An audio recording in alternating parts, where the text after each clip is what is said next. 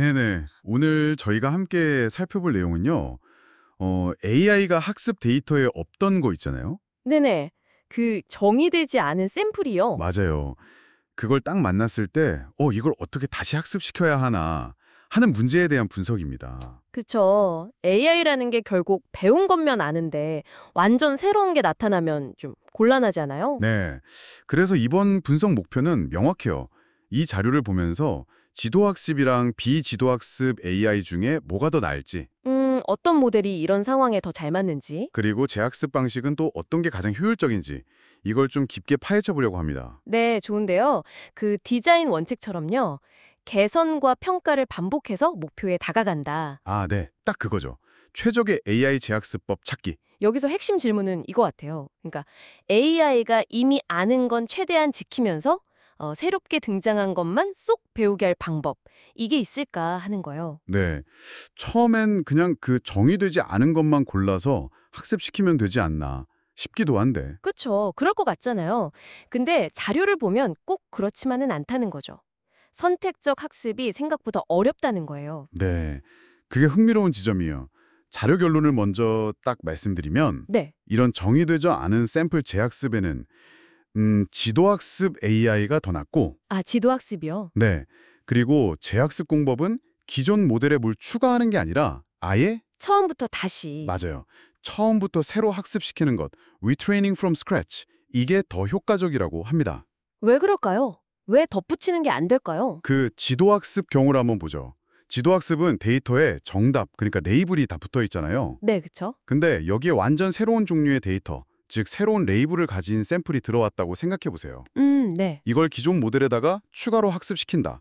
이걸 뭐 전이학습이라고도 부르는데 여기서 딱 문제가 생기는 거죠. 어떤 문제요? 원래 모델은 예를 들어 10가지 종류의 레이블만 알도록 만들어졌는데 갑자기 11번째 종류가 나타난 거예요. 아, 레이블 수가 달라지는군요. 그렇죠. 그럼 모델 내부 구조랑 안 맞게 되는 거예요. 막 충돌이 일어나고 성능이 떨어지거나 아예 오류가 날 수도 있고요. 아하. 그래서 가장 확실한 방법은 그냥 이 새로운 샘플까지 다 포함해서 데이터셋 전체로 모델을 처음부터 다시 만드는 거죠. 그게 제일 깔끔하다. 이런 거군요. 네, 시간과 자원은 더 들겠지만요. 그럼 반대로 비지도 학습은 왜 재학습이 더 어렵다고 하는 걸까요? 얘는 뭔가 스스로 패턴을 찾으니까 더 유연할 것 같기도 한데요. 그게 좀 함정인데요. 비지도 학습 모델의 핵심 능력은 데이터들을 비슷한 애들끼리 묶는 클러스터 구조에서 나오거든요. 네, 클러스터링. 이게 이 모델의 세상을 이해하는 방식인데 기존 클러스터 어디에도 못 속하는 진짜 새로운 샘플이 하나 딱 들어오면요. 네. 이 샘플 하나 때문에 기존에 잘 만들어놨던 클러스터 구조 전체가 막 흔들리는 거예요. 아니면 아예 무너지거나요? 와, 그렇게까지 영향을 주나요? 네. 결국 이 새로운 샘플을 제대로 반영하려면 어쩔 수 없이 전체 데이터를 가지고 처음부터 다시 클러스터링을 해야 해요. 아, 그럼 이건 재학습이 아니라 심지어 같은 데이터랑 알고리즘을 써도 클러스터링 결과가 매번 조금씩 다를 수도 있어요. 일관성이 떨어지는군요. 네, 그래서 기존 지능을 보존하면서 확장한다는 개념이 거의 불가능에 가까운 거죠. 비지도 학습에서는요. 그렇군요. 정리가 되네요. 결국 AI한테 완전히 새로운 종류의 정보를 가르쳐야 한다면 지도학습 모델을 쓰되 기존 지식에 덧붙이는 게 아니라 아예 새 정보까지 포함해서 판을 새로 짜는 거, 처음부터 다시 학습시키는 게 가장 현실적이다. 맞습니다. 약간은 좀 의외일 수도 있지만 그게 현재로서는 가장 확실한 방법이라는 거죠. 근데 이 처음부터 새로 학습하는 것도 그냥 되는 건 아니잖아요. 물론이죠. 공짜는 없죠.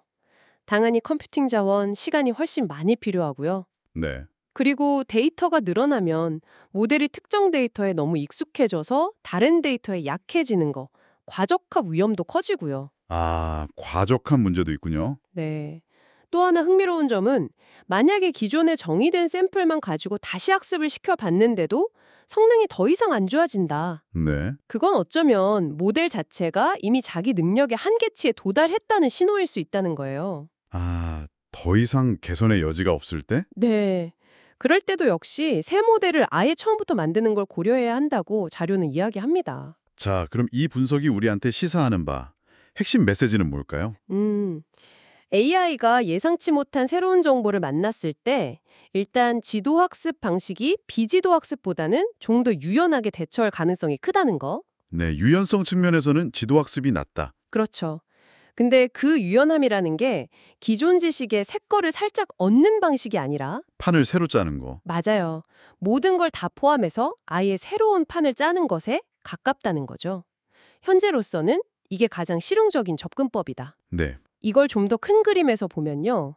세상은 계속 변하고 데이터도 계속 나오잖아요. 그렇죠. 이런 데이터를 AI에게 계속 가르쳐야 할 텐데 그때 어떤 전략을 써야 하는지 그리고 그 과정에는 어떤 대가, 뭐 자원이나 시간, 위험 같은 것들이 따르는지를 잘 이해하는 게 중요하다는 거죠. AI의 한계를 알고 최적의 개선 방법을 찾아가는 과정.